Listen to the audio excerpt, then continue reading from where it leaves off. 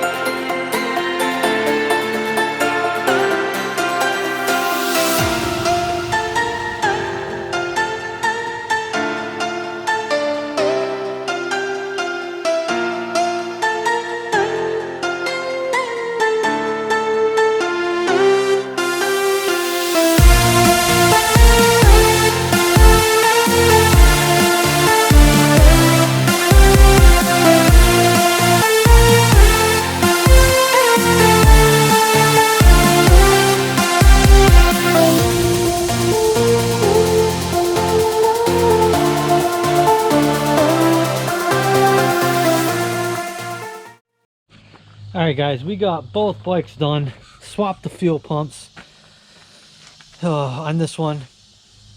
Did the solenoid. We got truck stops bike. Chain and sprockets done. Hubs tightened up. He did say he had a little play in the back when you lifted it up. And that's the linkage bearings. Unfortunately, we don't have any of those, but he can get away with one more ride in those, and then we'll get some bearings. We'll switch those out. So I want to show you guys when I switched the pump, what I found on the old pump. Now this pump has been sitting for quite some time. Check out the float. All right, check that out, guys. It's oxidized. Now, I did have this tank sitting for a while with no fuel in it, and that's crazy. So here's the pump that died on me. I robbed some parts from it. I robbed the float from that, some of the wires, because I had broke one off, and then I swapped the tray. That's all dirty. Look at that. Look at that. That's all dirt. So I sprayed out the filter on that one, so hopefully it's good. Let's see if she starts. She should be good. Yep. So she starts up. We did the solenoid, and I think I may have figured out the solenoid deal. So here is the old one. If you guys can see on that terminal, it looks like it was kind of arcing a little bit. So the battery connector did look a little corroded and rusted out. I did clean those up. So I'm thinking that solenoid may be okay. It was just a little bit of corrosion causing just a weak connection. So that's kind of what it looks like. So we'll save that, you know, just as an emergency backup for a local ride, but we will get another one. We got a new one in there, but we'll get another one on the shelf. Always like to have one of those hanging around. And then I think we may just break down and buy a new fuel pump. Just because I'm not even sure how. I think I'd replace this one the year before last, because I got this one the one that died I got last year, and the year before that I got this one. So this one I think, and maybe get a new one just in case, so I don't have to worry. So that could be something I get and actually maybe change at the track. So we are going to load up. We do got GNCC next weekend. It's a new track, so we'll get the quads loaded up. Teddy is gonna ride with me, which is cool. The wife can't go, unfortunately, but me and Teddy are gonna do a little guys trip, meet all the other people we hang with, the meatballs and Mr. Eric and the Batsons. All, you know, you guys know the people. So that's pretty much it for today, guys. Hope you guys enjoyed the video, and as always, if you haven't yet, please subscribe. Give me a like on this video, guys, and if you got any questions, shoot me a comment. All right, we will see you on the next video. Peace.